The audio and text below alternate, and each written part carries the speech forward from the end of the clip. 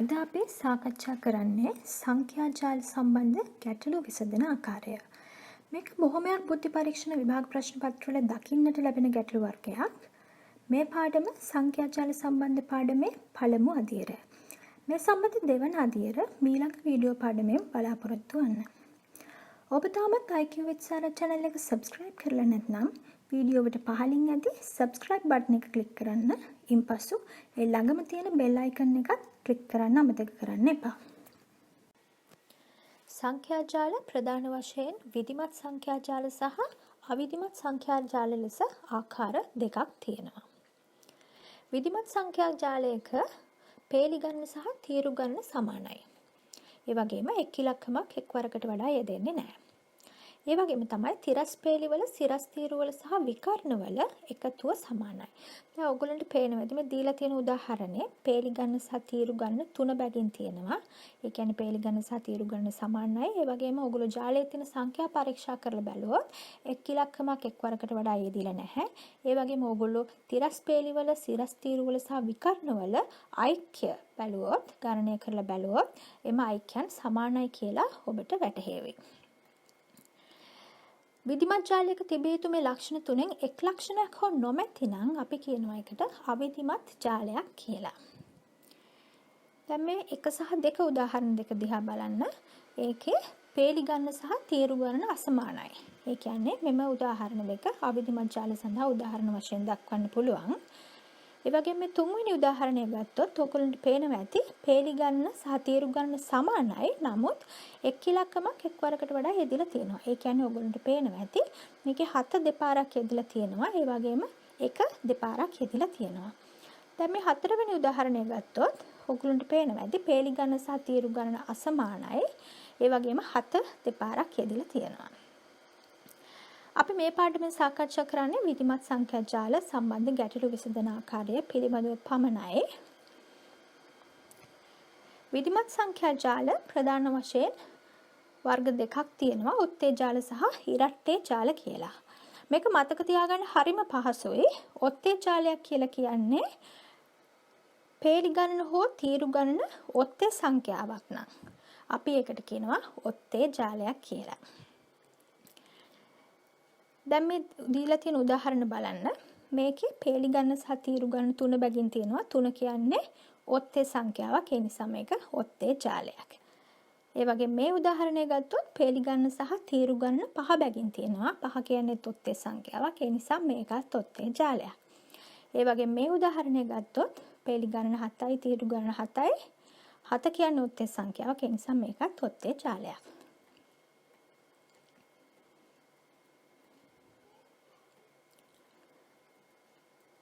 ඒ වගේම ඉරට්ටේ ජාල කියලා කියන්නේ පේලි ගණන හෝ තීරු ගණන ඉරට්ටේ සංඛ්‍යාවක් නම් අපි කියනවා ඉරට්ටේ ජාලයක් කියලා. දැන් මේ උදාහරණය බලන්න. පේලි ගණන සහ තීරු ගණන 4 බැගින් තියෙනවා. 4 කියන්නේ ඉරට්ටේ සංඛ්‍යාවක්. ඒ නිසා මේක ඉරට්ටේ ජාලයක් සඳහා උදාහරණයක් වෙනවා. අපි මේ පාඩමෙන් සාකච්ඡා කරන්නේ විධිමත් ඔත්තේ ජාල පිළිබඳව පමණයි. විධිමත් ඉරට්ටේ ජාල පිළිබඳව අපි ඊළඟ පාඩමකින් සාකච්ඡා කරමු.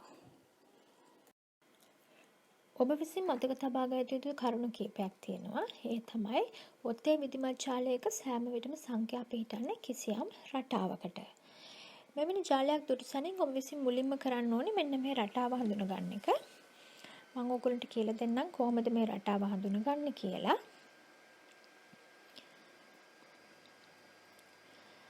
මේ රටාව සඳහා ප්‍රධාන වශයෙන් දිශා දෙකක් ඇතුළත් වෙනවා. පළවෙනි එක තමයි සංඛ්‍යා ගමන් කරන දිශාව. ඕනිම ඔත්තේ විධිමත් ජාලයක සංඛ්‍යා ගමන් කරන්නේ කිසියම් දිශාවක් ඔස්සේ. ඉතින් ඒක මෙන්න මේ වගේ දිශාවක් වෙන්න පුළුවන්. නැත්නම් මේ වගේ දිශාවක් වෙන්න පුළුවන්. මේ වගේ දිශාවක් වෙන්න පුළුවන්. නැත්නම් මෙන්න මේ වගේ දිශාවක් වෙන්න පුළුවන්. මේක ජාලෙන් ජාලයට වෙනස් වෙනවා. නමුත් හොඳින් මතක තියාගන්න සෑම විටම සංඛ්‍යා ගමන් කරන්නේ මෙන්න මේ වගේ ආනත දිශාවක් ඔස්සේ. එතකොට අපි විසින් දැනගත යුතු අනෙක් දිශාව තමයි මාර්ගය අවහිර වෙලා තියෙනකොට සංඛ්‍යා ගමන් කරන දිශාව. ඒක මෙන්න මේ වගේ දිශාවක් වෙන්න පුළුවන්. නැත්නම් මේ වගේ දිශාවක් වෙන්න පුළුවන්. මේ වගේ දිශාවක් වෙන්න පුළුවන්. නැත්නම් මේ වගේ දිශාවක් වෙන්න පුළුවන්. මේකත් ජාලයෙන් ජාලයට වෙනස් වෙනවා. නමුත් මතක තියාගන්න මාර්ගය අවහිර වෙලා තියෙද්දි සංඛ්‍යා ගමන් කරන්නේ හැම වෙලාවෙම සිරස් හෝ තිරස් දිශාවක් ඔස්සේ. අපි දැන් උදාහරණයකින් බලමු ජාලයක රටාව හඳුනගන්නේ කොහොමද කියලා. අපි මුලින්ම සංඛ්‍යා ගමන් කරන දිශාව හොයාගමු. මම කලිනුත් කිව්වා වගේ සංඛ්‍යා ගමන් කරන්නේ මෙන්න මේ වගේ ආනත දිශාවක් ඔස්සේ. අපි බලමු මේ ජාලයේ සංඛ්‍යා ගමන් කරන්නේ මෙන්න මේ දිශා හතරෙන් කුමන දිශාව ඔස්සේද කියලා. මේ සඳහා ඔයගොල්ලෝ මුලින්ම කරන්න ඕනේ ජාලයේ ආනත දිශාවක් ඔස්සේ, ඒ කියන්නේ දැන් ජාලයේ සංඛ්‍යා ගමන් කරන්නේ ආනත දිශාවක් ඔස්සේ. ඒ නිසා අපි ආනත දිශාවක් ඔස්සේ පිහිටලා තියෙන ඕනිම අනුයාත සංඛ්‍යා දෙකක් සැලකමු. මම මුලින් පැහැදිලි කරන්න මොනවාද අනුයාත සංඛ්‍යා දෙකක් කියලා කියන්නේ කියලා. අපි හිතමු ජාලයේ සංඛ්‍යා අඩංගු වෙන්නේ 1 සිට 25 දක්වා කියලා. එහෙනම් අපි 1 සිට 25 දක්වා සංඛ්‍යා මෙන්න මේ විදිහට ආරෝහණ පටිපාටියට, ඒ කියන්නේ කුඩා සංඛ්‍යාව ඉඳලා විශාල සංඛ්‍යාව දක්වා පේලියට ලිව්වොත් මෙන්න මේ වගේ එක ළඟ තියෙන සංඛ්‍යා දෙකක් තමයි අපි අනුයාත සංඛ්‍යා දෙකක් කියලා සැලකන්නේ. ඒක 1 2 වෙන්න පුළුවන්, 3 4 වෙන්න පුළුවන්, 24 25 වෙන්න පුළුවන්. මේ විදිහට එක ළඟ තියෙන සංඛ්‍යා දෙකක් තමයි අනුයාත සංඛ්‍යා දෙකක් කියලා කියන්නේ. මම තවත් උදාහරණයකින් පැහැදිලි කරන්නම්. අපි හිතමු ජාලයක සංඛ්‍යා තියෙන්නේ 2 4 6 8 ඒ විදිහට ඒ රටාවට 50 දක්වා. 2 සිට 50 දක්වා සංඛ්‍යා ඇතුළත් වෙනවා. එහෙනම් අපි ඒ 2 4 6 8 ඒ පිළිවෙලට 50 දක්වා 2 සිට ආරෝහණ පටිපාටියට සංඛ්‍යා මෙන්න මේ විදිහට පේලියට ලියාගත්තොත් මෙන්න මේ වගේ එක ළඟ තියෙන සංඛ්‍යා දෙකක් තමයි අනුයාත සංඛ්‍යා දෙකක් කියලා කියන්නේ. ඒක 2 4 වෙන්න පුළුවන්, 46 48 වෙන්න පුළුවන්, ඒ වගේම 12 14 වෙන්න පුළුවන්. මේ වගේ එක ළඟ තියෙන සංඛ්‍යා දෙකක් තමයි අනුයාත සංඛ්‍යා දෙකක් කියලා කියන්නේ.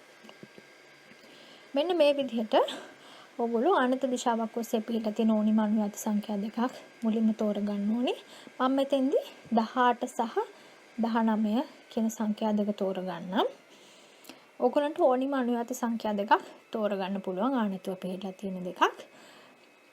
ඊට පස්සේ කරන්න ඕනේ තෝරාගත් සංඛ්‍යා දෙකෙන් කුඩා සංඛ්‍යාවේ ඉඳලා විශාල සංඛ්‍යාව දක්වා ඊතලයක් අඳින්න ඕනේ. මෙන්න මේ වගේ. ඔබට ලැබෙන ඊතලයේ දිශාව තමයි ජාලයේ සංඛ්‍යා ගමන් කරන දිශාව. ඉතින් අපිට බොහොම පහසුවෙන් ජාලයක සංඛ්‍යා ගමන් කරන්න මොන දිශාවටද කියලා මෙන්න මේ විදිහට හඳුනා ගන්න පුළුවන්. හරි. අපි ඊළඟට හොයාගන්න ඕනේ මාර්ගය අවහිර වෙලා තියෙද්දි සංඛ්‍යා ගමන් කරන්නේ මොන දිශාවටද කියලා.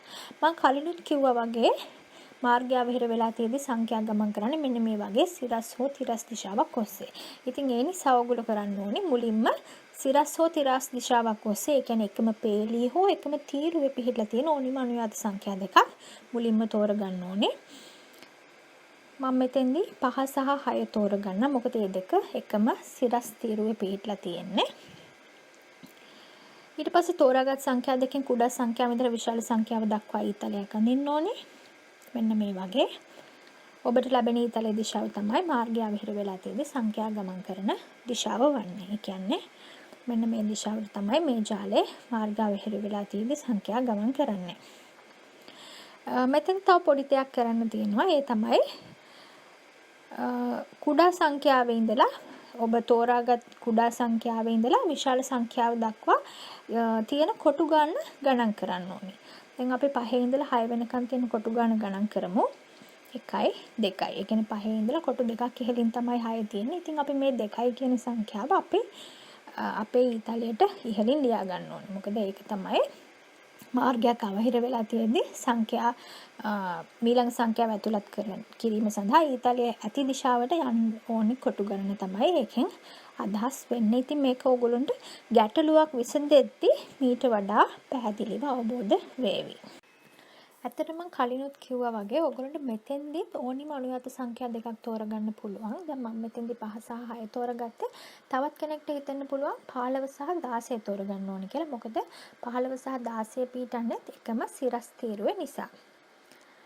අපි හිතමු යම් කෙනෙක් 15 සහ 16 තෝරගත්තා කියලා. එතකොට ඕගොල්ලන්ට ඊතලය ලැබෙන්නේ මෙන්න මේ විදිහට යටපැත්තට. එතකොට සංඛ්‍යා ගමන් කරන දිශාව වශයෙන් ලැබෙන්නේ මෙන්න මේ දිශාව. ඊට පස්සේ අපි 15 ඉඳලා 16 වෙනකන් තියෙන කොටු ගණන් කරොත් 1යි 2යි 3යි. කොටු 3ක් ලැබෙනවා. ඉතින් අපි ඊතලයට යටින් මේ විදිහට 3 සටහන් කරගන්නවා. ඉතින් මේ අවස්ථා දෙකෙන් ඕනිම අවස්ථාවක් ඔයගොල්ලන්ට රටාව සඳහා තෝරගන්න පුළුවන්. මම මෙතෙන්දි පළමු අවස්ථාව තෝරගන්නවා. තවත් කෙනෙක්ට කැමති නම් දෙවෙනි අවස්ථාව තෝරගන්න පුළුවන්. මොන අවස්ථාව තෝරගත්තත් ඕගොල්ලන්ට අවසාන පිළිතුර වශයෙන් ලැබෙන්නේ එකම පිළිතුර.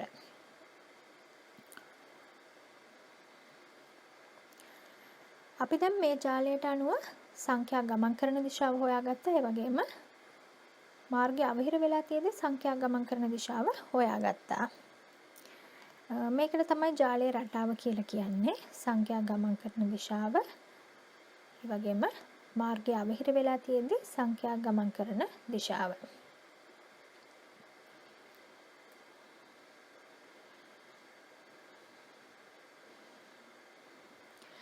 මේ රටාව හඳුනාගත්තොත් ඕනිම ගැටලුවක් ඉතාමත් පහසුවෙන් විසඳීමේ හැකියාව තියෙනවා. තවත් දෙයක් ඔයගොල්ලන්ට තියෙනවා මතක තියාගන්න. ජාලයකට සංඛ්‍යා ඇතුළත් කරන්නේ හැම වෙලාවෙම කුඩාම අගයේ ඉඳලා. ජාලයට සංඛ්‍යා ඇතුළත් කරන්න පටන් ගන්න ඕනේ කුඩාම අගයේ ඉඳලා. මොකද ඔයගොල්ලන්ට ගැටලුව වලදී ලැබෙන්නේ ජාලයක් ලැබෙනවා. ඒකට යම් ප්‍රමාණයක් සංඛ්‍යා ඇතුළත් කරලා තියෙනවා. ඒ වගේම යම් ප්‍රමාණයක් හිස් තැන් තියෙනවා. ඉතින් ඔයගොල්ලන්ට ගැටලුව වශයෙන් ලැබෙන්නේ මේ හිස් කොටු වලට අදාළ සංඛ්‍යා සෙවීමයි. ඉතින් මෙතෙන්දී ඔයගොල්ලෝ සංඛ්‍යා ඇතුළත් කරන්න පටන් ගන්න ඕනේ කුඩාම අගයේ ඉඳලා. අපි පළවෙනි ගැටලුව මොකක්ද කියලා බලමු. 1 සිට 49 දක්වා ඉලක්කම් සහිත සංඛ්‍යා ජාලයක් පහත දැක්වේ. මෙන්න මේක තමයි ජාලය. මෙම ජාලය තුළ එක් ඉලක්කමක් එක් වරකට වඩා නොයදිය යුතු අතර මෙහි තිරස් පේලිවල සිරස් තීරුවල සහ විකර්ණවල එකතුව සමාන විය යුතුයි. ජාලයේ හිස් කොටු වලට අදාළ සංඛ්‍යා හඳුනා ගනිමින් ජාලය සම්පූර්ණ කරන්න. අපි බලමු මේකේ තිරස් පේලි සහ සිරස් තීරු 7 බැගින් තියෙනවා. ඒ කියන්නේ පේලි ගන්න සහ තීරු ගන්න සමානයි. ඒ වගේම ගැටලුවේ සඳහන් වෙනවා මේකේ එක් ඉලක්කමක් එක් වරකට වඩා නොයදිය යුතුයි කියලා. ඒ වගේම ගැටලුවේ සඳහන් වෙනවා මෙහි තිරස් පේලිවල සිරස් තීරුවල සහ විකර්ණවල එකතුව සමාන වේ යුතුයි කියලා. ඉතින් අපි දන්නවා මේ ලක්ෂණ තුනම තියෙනවා නම් මේක විධිමත් සංඛ්‍යා ජාලයක්. ඒ වගේම ඔයගොල්ලන්ට පැහැදිලි මේකේ පේලි ගන්න සහ තීරු ගන්න 7 බැගින් තියෙනවා. ඒ කියන්නේ 7 කියන්නේ ඔත්තේ සංඛ්‍යාවක්. ඒ නිසා මේක ඔත්තේ විධිමත් ජාලයක්. අපි මුලින්ම ජාලයේ සංඛ්‍යා පිහිටලා තියෙන රටාව හඳුනා ගනිමු. ඔයගොල්ලෝ දැනටමත් දන්නවා රටාව කොහොමද හොයාගන්නේ කියලා. මම කෙටි මතක් කිරීමක් කරන්නම්. මුලින්ම අපි ජාලයේ සංඛ්‍යා ගමන් කරන දිශාව හොයාගන්න ඕනේ. ඔයගොල්ලෝ දන්නවා ජාලයේ සංඛ්‍යා ගමන් කරන්නේ කිසියම් ආනත දිශාවක් ඔස්සේ. ඒ නිසා අපි මුලින්ම ආනත දිශාවක් ඔස්සේ තියෙන අනුයාත සංඛ්‍යා දෙකක් තෝරගන්නවා. මම මෙතෙන්දි 43 සහ 44 තෝරගන්නවා. ඊට පස්සේ කුඩා සංඛ්‍යාව ඉඳලා විශාල සංඛ්‍යාව දක්වා ඊතලයක් අඳින්න ඕනේ. මෙන්න මේ විදිහට. ඊට පස්සේ ඊතලයේ දිශාව ජාලයේ සංඛ්‍යා ගමන් කරන දිශාව වශයෙන් ලැබෙනවා. හරි. ඊට පස්සේ අපි හොයන්න ඕනේ මාර්ගය අවහිර වෙලා තියෙද්දි සංඛ්‍යා ගමන් කරන්නේ මොන දිශාවටද කියලා. ඉතින් මේ සඳහා එකම පේලියේ හෝ එකම තීරුවේ තියෙන අනුයාත සංඛ්‍යා දෙකක් මුලින්ම තෝරගන්න ඕනේ. මම 7 සහ 8 තෝරගන්නවා. මොකද ඒ දෙකම එකම තිරස් පේලියේ පිහිටලා තියෙන හින්දා. ඊට පස්සේ කුඩා සංඛ්‍යාව ඉඳලා විශාල සංඛ්‍යාව දක්වා ඊතලයක් අඳින්න ඕනේ මෙන්න මේ විදිහට. ඊට පස්සේ එම ලැබෙන ඊතලයේ දිශාව මාර්ගය අවහිර වෙලා තියෙද්දී සංඛ්‍යා ගමන් කරන දිශාව වශයෙන් ලැබෙනවා. ඒ වගේම අපි තෝරගත්ත සංඛ්‍යා දෙකෙන් කුඩා සංඛ්‍යාවේ ඉඳලා විශාල සංඛ්‍යාව දක්වා තියෙන කොටු ගණන් කරන්න ඕනේ. ඉතින් අපි 7 ඉඳලා 8 වෙනකන් කොටු කීයක් තියෙනවද කියලා ගණන් කරමු. 1යි 2යි 3යි කොටු 3ක් තියෙනවා. ඒ නිසා අපි එම සංඛ්‍යාවත් මෙම ඊතලය ළඟින් ලකුණු කරගන්න ඕනේ. දැන් අපි ජාලයේ රටාව හොයාගෙන අවසන්. අපි දැන් එකේ ඉඳලා සංඛ්‍යා පුරවන්න පටන් ගමු. ඔබ දන්නවා සංඛ්‍යා පුරවන්න ආරම්භ කරන්නේ කුඩා මගයේ ඉඳලා. ඉතින් මෙතන කුඩා මගයේ අංක 1 නිසා අපි එකේ ඉඳලා සංඛ්‍යා පිරවීම ආරම්භ කරමු. අපි දන්නවා එකට පස්සේ තියෙන 2 සංඛ්‍යා ගමන් කරන්නේ මෙන්න මේ දිශාවට. ඒ නිසා මෙන්න මේ කොටුවේ තමයි 2 තිබිය යුත්තේ. දෙකට පස්සේ තියෙන 3 සංඛ්‍යා ගමන් කරන්නේ මෙන්න මේ දිශාවට. ඒ නිසා 3 තිබිය යුත්තේ මෙන්න මෙම ස්ථානයේ. නමුත් ඔබට පේනවා මෙතන ඇත්තටම කොටුවක් නැහැ. ඒ කියන්නේ මෙම ස්ථානයේ ජාලයෙන් පිටත පිහිරලා තියෙන්නේ. මේ වගේ අවස්ථාවකදී අපි කරන්නේ මෙන්න මේ වගේ කඩේරි වලින් යා කරලා බලනවා මේ ස්ථානයේ අයිති වෙන්නේ මොන පේලියටද එහෙම නැත්නම් මොන තීරුවටද කියලා. දැන් ඔබට පේනවා මේ ස්ථානයේ අයිති වෙන්නේ මෙන්න මේ පේලියට. ඉතින් අපි මේ වගේ වෙලාවට කරන්නේ මේ පේලියේ අවසාන කෙළවරට අංක 3 ඇතුළත් කරනවා. එතන දැනටමත් අංක 3 තියෙනවා. ඉතින් ඒ කියන්නේ අපි ජාලයේ සංඛ්‍යා පුරවාගෙන යන ක්‍රමය නිවැරදි. හරි. 3ට පස්සේ තියෙන්නේ 4. සංඛ්‍යා ගමන් කරන්නේ මෙන්න මේ දිශාවට. ඒ නිසා 4 තිබිය යුත්තේ මේ කොටුවේ. 4ට පස්සේ තියෙන්නේ අංක 5. සංඛ්‍යා ගමන් කරන්නේ මේ දිශාවට. ඒ නිසා 5 තිබිය යුත්තේ මෙම ස්ථානයේ. මෙතනත් ඔබට පේනවා ඇත්තටම කොටුවක් නැහැ. ඒ කියන්නේ ජාලයෙන් පිටත තමයි පිහිටලා තියෙන්නේ. ඉතින් අපි කලින් වගේම කඩේරි වලින් යා කරලා බලමු. මේක මොන පේලියටද නැත්නම් මොන තීරුවටද අයිති වෙන්නේ කියලා. ඔබට පේනවා මේක මෙන්න මේ තීරුවට අයිති වෙන්නේ. ඉතින් ඒ තීරුවේ අනිත් කෙළවරට අපි අංක 5 ඇතුළත් කරලා බලමු. එතන දැනටමත් අංක 5 තියෙනවා. 5ට පස්සේ තියෙන්නේ අංක 6. මේ සංඛ්‍යා ගමන් කරන්නේ මෙන්න මේ දිශාවට. ඉතින් අපි දන්නවා 6 තිබිය යුත්තේ මෙන්න මෙම ස්ථානයේ. ඊට පස්සේ 6ට පස්සේ තියෙන අංක 7 සංඛ්‍යා ගමන් කරන්නේ මේ දිශාවට. ඒ නිසා 7 තිබිය යුත්තේ මෙම ස්ථානයේ. 7ට පස්සේ අංක 8 සංඛ්‍යා ගමන් කරන්නේ මේ දිශාවට. ඒ නිසා 8 තිබිය යුත්තේ මෙම ස්ථානයේ. නමුත් ඕගොල්ලන්ට පේනවා මේ ස්ථානයේ දැනටමත් 1 ඇතුළත් කරලා තියෙන්නේ. ඒ නිසා 8 ඇතුළත් කළ නොහැකි. ඉතින් ඒ කියන්නේ මාර්ගය අවහිර වෙලා තියෙන්නේ. අපි දන්නවා මාර්ගය අවහිර වුණාම සංඛ්‍යා ගමන් කරන්නේ මෙන්න මේ දිශාවට. ඒ වගේම 7 ඉඳලා කොටු 3ක් වම් පැත්තට වෙන්න තමයි 8 තිබිය යුත්තේ. ඉතින් ඒ නිසා අපි 7 ඉඳලා කොටු ගාන ගණන් කරමු. කොටු 3ක් 1යි 2යි 3යි. ඒ කියන්නේ 8 තිබිය යුත්තේ මෙන්න මෙම ස්ථානයේ. එතන දැනටමත් 8 ඇතුළත්. ඒ කියන්නේ අපි සංඛ්‍යා පුරවගෙන යන ආකාරය නිවැරදි. 8ට පස්සේ තියෙන්නේ 9. සංඛ්‍යා ගමන් කරන්නේ මේ දිශාවට. ඒ නිසා 9 තිබිය යුත්තේ මෙන්න මෙම ස්ථානයේ. 9ට පස්සේ 10 සංඛ්‍යා ගමන් කරන්නේ මේ දිශාවට. ඒ නිසා 10 තිබිය යුත්තේ මෙම ස්ථානයේ. ඒ වගේම 10ට පස්සේ 11 සංඛ්‍යා ගමන් කරන්නේ මේ දිශාවට. ඒ නිසා 11 තිබිය යුත්තේ මෙම ස්ථානයේ. 11ට පස්සේ 12 සංඛ්‍යා ගමන් කරන්නේ මේ දිශාවට. ඒ නිසා 12 තිබිය යුත්තේ මෙම කොටුවේ. 12ට පස්සේ 13 සංඛ්‍යා ගමන් කරන්නේ මේ දිශාවට. ඒ නිසා 13 තිබිය යුත්තේ මෙන්න මෙම ස්ථානයේ. නමුත් මෙතනත් ඇත්තටම කොටුවක් නැහැ. ඒ නිසා අපි බලමු කඩේරි වලින් ලකුණු කරලා. ඔබට පේනවා මේ තීරුවට තමයි 13 අයිති වෙන්නේ. ඒ නිසා ඒ තීරුවේ අනිත් කෙළවරට අපි 13 ඇතුළත් කරමු. 13ට පස්සේ තියෙන 14 සංඛ්‍යා ගමන් කරන්නේ මේ දිශාවට. ඒ නිසා 14 තිබිය යුත්තේ මෙම ස්ථානයේ. නමුත් මෙතනත් ඇත්තටම කොටුවක් නැහැ. ඒ නිසා අපි කඩේරි වලින් ලකුණු කරාම අපිට ලැබෙනවා 14 අයිති වෙන්නේ මේ පේලියට. ඒ නිසා මේ පේලිය අනිත් කෙළවරට අපි 14 ඇතුළත් කරමු. 14ට පස්සේ තියෙන 15 සංඛ්‍යා ගමන් කරන්නේ මේ දිශාවට. ඒ නිසා 15 ඇතුළත් විය යුත්තේ මේ කොටුවේ. නමුත් ඔබට පේනවා මෙතන දැනටමත් 8 ඇතුළත් වෙලා තිබෙන නිසා 15 ඇතුළත් කළ නොහැකි. ඒ කියන්නේ මාර්ගය අවහිර වෙලා තමයි තියෙන්නේ. ඔබ දන්නවා මාර්ගය අවහිර වෙලා තියෙනකොට සංඛ්‍යා ගමන් කරන්නේ මෙන්න මේ දිශාවට. ඒ වගේම 14 ඉඳලා කොටු 3ක් වම් පැත්තෙන් තමයි 15 තිබිය යුත්තේ. නමුත් ඔබට පේනවා 14 ඉඳලා වම් පැත්තට කොටු නැහැ. ඒ නිසා අපි කරන්නේ 14 තියෙන පේලියේ අනික් කෙළවරේ ඉඳලා කොටු ගාන ගණන් කරන්න පටන් ගන්නවා. ඒ කියන්නේ මෙන්න මේ විදිහට 14 ඉඳලා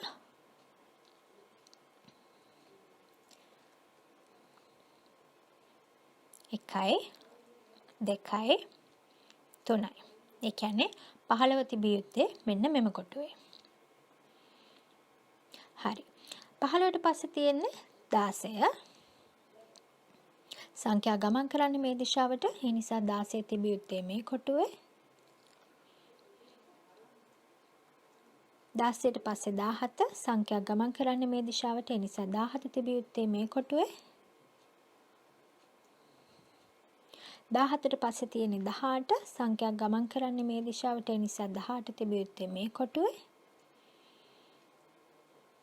නමුත් මෙතන ඇත්තටම කොටුවක් නැහැ. ඒ නිසා අපි බලමු මේ 18 තිබෙන ස්ථානයේ අයිති වෙන්නේ මොන පේලියටද කියලා. මෙන්න මේ පේලියට. ඒ නිසා මේ පේලියේ අවසාන කෙළවරට අපි 18 ඇතුළත් කරමු. 18ට පස්සේ තියෙන 19 සංඛ්‍යා ගමන් කරන්නේ මේ දිශාවට. ඒ නිසා 19 තිබිය යුත්තේ මෙම ස්ථානයේ. 19ට පස්සේ තියෙන 20 සංඛ්‍යා ගමන් කරන්නේ මේ දිශාවට. ඒ නිසා 20 තිබිය යුත්තේ මෙම ස්ථානයේ. 20ට පස්සේ තියෙන 21 සංඛ්‍යා ගමන් කරන්නේ මේ දිශාවට. ඒ නිසා 21 තිබිය යුත්තේ මෙම ස්ථානයේ. නමුත් මෙතනත් ඇත්තටම කොටුවක් නැහැ. ඒ නිසා අපි කඩේරි වලින් යා කරලා බැලුම අපිට පේනවා මෙන්න මේ තීරුවට තමයි 21 අයිති වෙන්නේ. ඉතින් මේ තීරුවේ අනිත් කෙළවරට අපි 21 මෙන්න මේ විදිහට ඇතුළත් කරමු. 21ට පස්සේ තියෙන 22 සංඛ්‍යා ගමන් කරන්නේ මෙන්න මේ දිශාවට. ඒ නිසා 22 තිබිය යුත්තේ මෙන්න මෙම ස්ථානයේ. නමුත් ඔයගොල්ලන්ට පේනවා මෙතන දැනටමත් 15 ඇතුළත් කරලා තියෙන නිසා 22 ඇතුළත් කළ නොහැකි. ඒ කියන්නේ මාර්ගය අවහිර වෙලා තියෙන්නේ. ඔබ දන්නවා මාර්ගය අවහිර වෙලා තියෙනකොට සංඛ්‍යා ගමන් කරන්නේ මෙන්න මේ දිශාවට. කොටු තුනක් මෙන්න මේ දිශාවට ඊළඟ සංඛ්‍යාව ඇතුළත් කළ යුතුයි. ඉතින් අපි 21 ඉඳලා කොටු තුනක් ගණන් කරමු. 1යි 2යි 3යි. ඒ කියන්නේ 22 ඇතුළත් වෙන්න ඕනේ මෙන්න මෙම ස්ථානයට. 22ට පස්සේ 23 සංඛ්‍යා ගමන් කරන්නේ මේ දිශාවට. ඒ නිසා 23 තිබිය යුත්තේ මෙම ස්ථානයේ. 23ට පස්සේ තියෙන 24 සංඛ්‍යා ගමන් කරන්නේ මේ දිශාවට. ඒ නිසා 24 තිබිය යුත්තේ මේ ස්ථානයේ. 24ට පස්සේ තියෙන 25 සංඛ්‍යා ගමන් කරන්නේ මෙන්න මේ දිශාවට. ඒ නිසා 25 තිබිය යුත්තේ මේ ස්ථානයේ.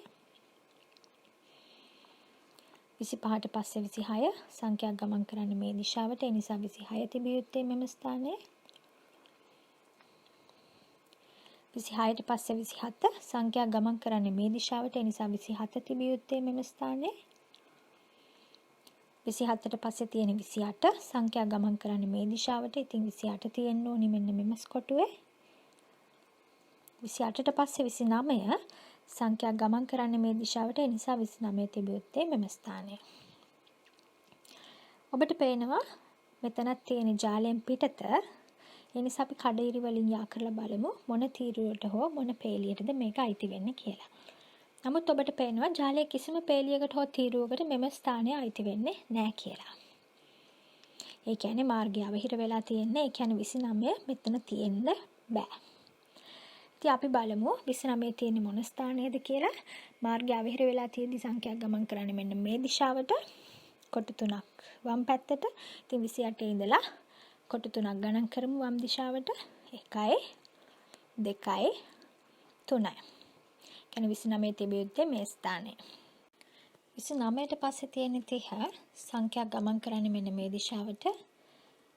ඒ නිසා 30 තිබිය යුත්තේ මෙන්න මෙම ස්ථානයේ. නමුත් ඔබට පේනවා මේ ස්ථානයේ ඇත්තටම කොටුවක් නැහැ. ඒ නිසා අපි බලමු මෙන්න මේ තීරුවට තමයි 30 අයිති වෙන්නේ. ඉතින් ඒ තීරුවේ අනික් කෙළවරට අපි 30 ඇතුළත් කරමු. 30ට පස්සේ තියෙන 31 සංඛ්‍යා ගමන් කරන්නේ මේ දිශාවට. ඒ නිසා 31 ඇතුළත් විය යුත්තේ මෙන්න මෙම ස්ථානයේ. 31ට පස්සේ තියෙන 32 සංඛ්‍යා ගමන් කරන්නේ මේ දිශාවට. ඒ නිසා 32 තිබිය යුත්තේ මෙන්න මෙම ස්ථානයේ. 32කට පස්සේ තියෙන 33 සංඛ්‍යා ගමන් කරන්නේ මේ දිශාවට. ඉතින් 33 අයිති වෙන්න ඕනි මෙම ස්ථානයට. නමුත් මෙතන ඇත්තටම කොටුවක් නැහැ. ඒ නිසා 33 අයිති වෙන්නේ මෙන්න මේ පේලියේ අවසාන කෙළවරට. 33ට පස්සේ තියෙන 34 සංඛ්‍යා ගමන් කරන්නේ මේ දිශාවට. ඒ නිසා 34 තිබිය යුත්තේ මෙම ස්ථානයේ. 34ට පස්සේ තියෙන 35 සංඛ්‍යා ගමන් කරන්නේ මෙම දිශාවට. ඒ නිසා 35 තිබිය යුත්තේ මෙම ස්ථානයේ. 35ට පස්සේ තියෙන්නේ 36 සංඛ්‍යා ගමන් කරන්නේ මෙන්න මෙම දිශාවට. ඒ නිසා 36 තිබිය යුත්තේ මෙම ස්ථානයේ. නමුත් ඔබට පේනවා මෙතන දැනටමත් 29 තියෙනවා. ඒ නිසා 36 ඇතුළත් කළ නොහැකි. ඒ කියන්නේ මාර්ගය අවහිර වෙලා තියෙන්නේ. ඔබ දන්නවා මාර්ගය අවහිර වුණාම සංඛ්‍යා ගමන් කළ යුත්තේ මෙන්න මෙම දිශාවට.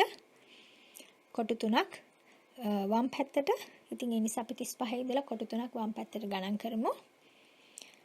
1යි 2යි 3යි. 36 තිබිය යුත්තේ මෙම ස්ථානයේ. 36ට පස්සේ තියෙන 37 සංඛ්‍යා ගමන් කරන්නේ මෙම දිශාවට. ඒ නිසා 37 තිබිය යුත්තේ මෙම ස්ථානයේ. නමුත් මෙතන ඇත්තටම කොටුවක් නැහැ. ඒ නිසා අපි කඩිරි වලින් යා කරලා බලමු. 37 තියෙන්නේ මේ පේලියට තමයි 37 අයිති වෙන්නේ. ඉතින් මේ පේලිය අනිත් කෙළවරට අපි 37 ඇතුළත් කරමු. 37ට පස්සේ තියෙන 38 සංඛ්‍යා ගමන් කරන්නේ මේ දිශාවට. ඒ නිසා 38 තිබිය යුත්තේ මෙම ස්ථානයේ. නමුත් මෙතනත් ඇත්තටම කොටුවක් නැහැ. ඒ නිසා අපි කඩේරි වලින් යා කරලා බලමු. 38 අයිති වෙන්නේ මේ තීරුවට. ඒ නිසා ඒ තීරුවේ අවසාන කෙළවරට අපි 38 ඇතුළත් කරමු. 38ට පස්සේ තියෙන 39 සංඛ්‍යා ගමන් කරන්නේ මේ දිශාවට. ඒ නිසා 39 ඇතුළත් විය යුත්තේ මෙම ස්ථානයේ. 39ට පස්සේ තියෙන්නේ 40 සංඛ්‍යා ගමන් කරන්නේ මේ දිශාවට. ඒ නිසා 40 තිබිය යුත්තේ මෙම ස්ථානයේ. 40ට පස්සේ 41 සංඛ්‍යා ගමන් කරන්නේ මේ දිශාවට. ඒ නිසා 41 තිබිය යුත්තේ මෙම ස්ථානයේ. 41ට පස්සේ තියෙන්නේ 42 සංඛ්‍යා ගමන් කරන්නේ මේ දිශාවට. ඒ නිසා 42 තිබිය යුත්තේ මෙම ස්ථානයේ.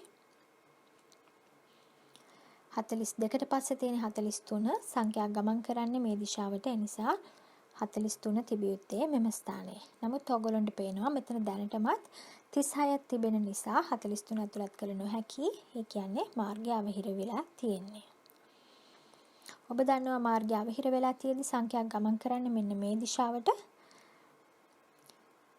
කොටු 3ක් වම් පැත්තට ගණන් කරන්න ඕනේ ඊළඟ සංඛ්‍යාව ඇතුළත් කරන්න. ඉතින් අපි 42 ඉඳලා කොටු 3ක් වම් පැත්තට ගණන් කරමු. 1යි 2යි 3යි. ඒ කියන්නේ 43 තිබිය යුත්තේ මෙම ස්ථානයේ. 43ට පස්සේ 44 සංඛ්‍යා ගමන් කරන්නේ මේ දිශාවට. ඒ නිසා 44 තිබිය යුත්තේ මෙම ස්ථානයේ. 44ට පස්සේ 45 සංඛ්‍යා ගමන් කරන්නේ මේ දිශාවට. ඒ නිසා 45 තිබිය යුත්තේ මෙම ස්ථානයේ. 45ට පස්සේ තියෙන 46 සංඛ්‍යා ගමන් කරන්නේ මේ දිශාවට. ඒ නිසා 46 තිබිය යුත්තේ මෙම ස්ථානයේ. නමුත් මෙතනත් ඇත්තටම කොටුවක් නැහැ. ඒ නිසා අපි කඩේරි වලින් යා කරලා බලමු. මෙම ස්ථානයේ අයිති වෙන්නේ මේ තීරුවට. ඒ නිසා ඒ තීරුවේ අනිත් කෙළවරට අපි 46 ඇතුළත් කරමු. 46ට පස්සේ 47 සංඛ්‍යා ගමන් කරන්නේ මේ දිශාවට. ඒ නිසා 47 තිබිය යුත්තේ මෙම ස්ථානයේ. 47ට පස්සේ තියෙන 48 සංඛ්‍යා ගමන් කරන්නේ මේ දිශාවට. ඒ නිසා 48 තිබිය යුත්තේ මෙම ස්ථානයේ. නමුත් මෙතනත් ඇත්තටම කොටුවක් නැහැ. ඒ නිසා අපි කඩේරි වලින් යා කරලා බලමු. 48 අයත් යුත්තේ මෙම පේලියට. ඒ නිසා මේ පේලිය අනිත් කෙළවරට අපි 48 ඇතුළත් කරමු.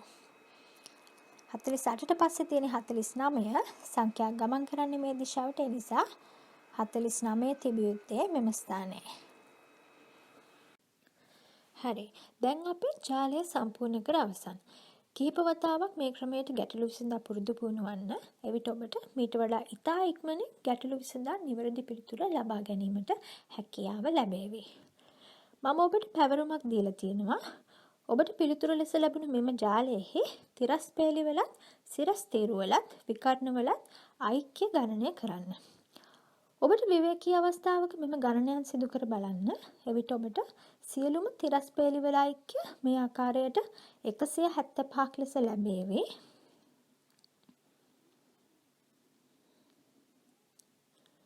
ඒ වගේම සියලුම සිරස් තීරුවල ඓක්‍ය 175ක් ලෙස ලැබේවි.